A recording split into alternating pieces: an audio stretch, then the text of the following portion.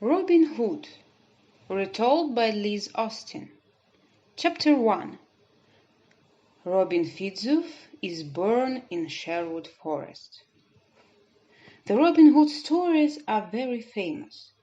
Most people know that Robin lived in Saxon and Norman times. He robbed rich people and gave the money to poor people. But not everybody knows that he came from a rich family. And not many people know that Robin Hood was half Saxon and half Norman. The story begins with Robin Hood's Saxon grandfather, Sir George Gamwell. Gamwell lived near a Norman lord. This lord wanted to take Gamwell's house and his lands. The two men fought, and the Norman lord killed Gamwell's two sons. Gamwell's wife also died. But Sir George also had a young daughter, Joanna.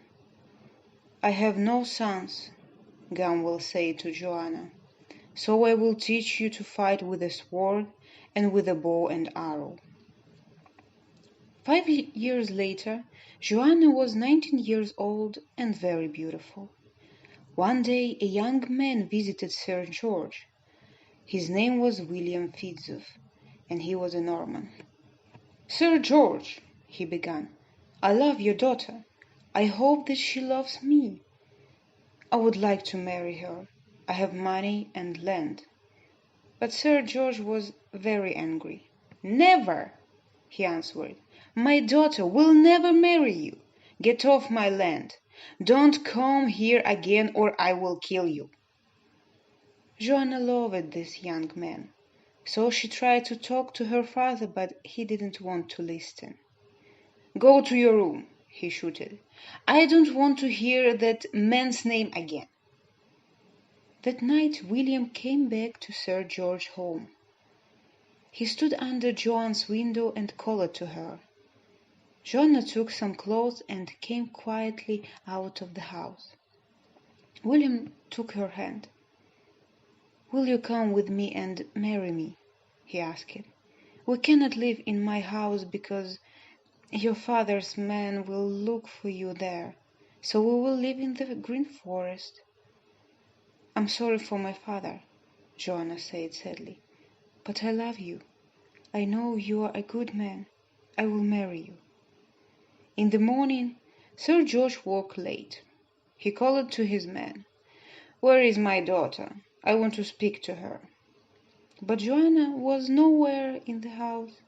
Sir George was very angry and very sad. "I have no family now," he thought. One fine day in April, a year later, a man came to the house. "Your daughter sent me here," he said. "She wants you to come and see her." Sir George followed the man to the middle of Sherwood Forest. There, in the spring sunshine, he saw his daughter. He also saw a baby boy in her arms. Joanna looked up at her father and smiled. "This is Robin, your grandson," she said. She gave the baby to her father. Sir George wanted to be angry, but he was very happy with his grandson in his arms. "Robin, is that your name?" he said. "Well, little Robin, I wanted to kill your father, but that is not possible now. Please, daughter, come with your husband and live near me. Let's forget the past." "We will come and live near you, father," said Joanna, "but I will often bring my son to the forest. I will teach him to find his way in the forest in the day and at night.